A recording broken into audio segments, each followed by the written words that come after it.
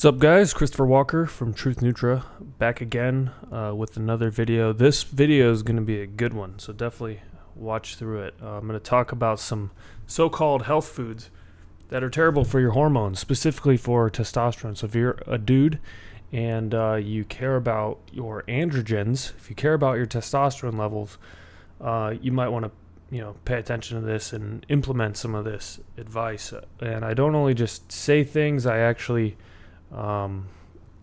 have a lot of research to back it up. So let's go through the list.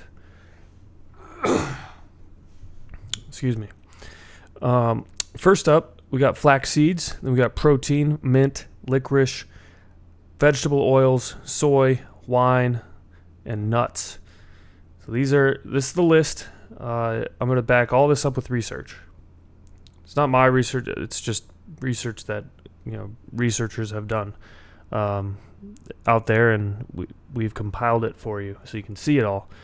I don't just say random stuff, it's all backed up. So first up, flax seeds lower your testosterone levels. They're actually pretty terrible for you, so you should definitely stop eating them. Why, you might ask, is actually because they're very high in lignans, and lignans are extremely estrogenic.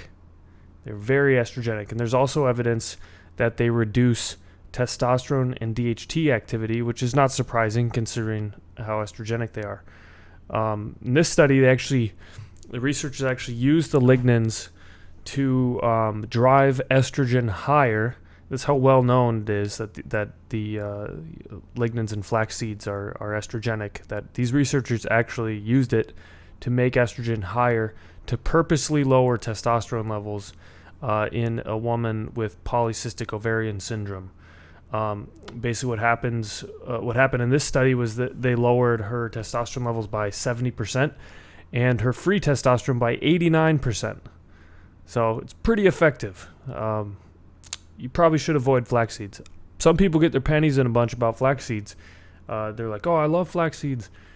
I don't get it. They don't taste good. Why would you care about flax seeds? I mean, a lot of people think they're healthy. Oh, the omegas and whatever, but they're super estrogenic. Why would you be eating them? All right. Second up on the list, protein intake is inversely correlated with testosterone. And I thought this was really interesting, but it's very logical. It actually makes sense. So some researchers have done studies on looking at the correlations between different manipulation of macronutrients, i.e. protein, carbs, and fats, with relation to androgen levels. And what they found was, again, some logical correlations. And the biggest one was basically that the higher percentage of protein that a subject consumed as part of the daily caloric intake, and we're not talking about like an unlimited calorie intake, we're just talking about, say you're going to eat 2,500 calories a day, the higher percentage of protein intake, the lower the testosterone levels were across the board. And this was very reliable and replicatable. So as you can see here on the charts on the screen, they're just looking at serum testosterone levels in the first chart versus the protein carb ratio. So basically the higher the protein was relative to carbohydrates, and the same was true with fats, the lower the testosterone levels were. And then the chart, the line graph on the other side is on the right side is also indicative of the percentage of protein as like a ratio there. So that's really interesting because you also see in a lot of research with bodybuilders, as bodybuilders are dieting before a show. I mean, they have these massive drops in testosterone. Most of their intake typically comes from protein at this period of time, and then they're also in a caloric deficit, kind of a double whammy. All right, third on the list is mint lowers testosterone. I was actually super surprised when I found this out. I like mint. I think mint tastes good. It seems like one of those benign things that you would never guess, but let's look at the research behind it, because this stuff lowers testosterone drastically. It's insane. So in this study, they basically looked at Leydig cells and testicular tissue in rats, hormone levels with mint teas. So, and they looked at FSH as well and LH. And what they found was that the rats that drank the 20 grams per liter peppermint tea decreased their testosterone by 23%. And then the rats that drank the spearmint tea decreased their testosterone at the same volume, decreased their testosterone by 51%. Insane. So spearmint seems to be worse than peppermint when it comes to this, but both of them significantly decreased. And you might be saying, oh, I don't care about rats, because that's what everyone says when they see a rat study. I mean, rats a lot of times are helpful. It's helpful to see like another mammal. However, there's also human research. So in this one, they found that, and they were having this woman drink this, I think, because she had this condition called hirsutism, where she has high testosterone levels, and as a result grows body hair and that sort of thing. So again, it was kind of like that flax seed study where they purposely had this woman drinking the spearmint tea, and they saw an average drop in free testosterone of about 30% in 5 days. Or they had 21 females that all had this condition doing this, and the average was 30% in 5 days, which is very significant and important to know because a lot of people drink mint tea before bed. All right, fourth on the list is licorice consumption. Some people like licorice, others don't. I know Ali and like in the Scandinavian countries, they love licorice. It's like a staple flavor. I personally am not a huge fan of licorice. It's kind of a weird flavor. The thing is that the main ingredient in licorice that gives it that flavor is called glyceric acid, and the glyceric acid is quite potent on blocking testosterone production in the Leydig cells. Here's a rat study of like Leydig cells, and then basically they showed how it almost completely blocked testosterone production. And then in this New England Journal of Medicine, they looked at it in human men, obviously, that consumed licorice, and also saw in just 4 days, they saw 50%, or almost a 50% drop in testosterone levels. The average subject in this study went from about 740 nanograms per deciliter down to 484 nanograms per deciliter testosterone. And again, this was 4 days of eating licorice, and they were eating commercially available licorice, like stuff that you could go to the store and buy. So, take note of that. Next up on the list is vegetable oils. They lower both testosterone and thyroid function. Anybody who's a fan of Ray Peat also knows this. He talks a lot about it with regards to metabolic function and thyroid. But it also has a significant effect on testosterone. And a lot of people, they think that we've been taught, if you just were to pay attention to the mainstream nutrition, mainstream health advice, you've been taught that vegetable oils are healthy. They're farthest from healthy that you can get in terms of fat. Saturated fat and monounsaturated fat is plenty healthy, and those are the ones that are demonized, which is insane. But the vegetable oils, the polyunsaturated fats, they have weak bonds, and they're very easily broken, denatured with light, heat, oxygen. All that will denature these bonds, and they become toxic in the body.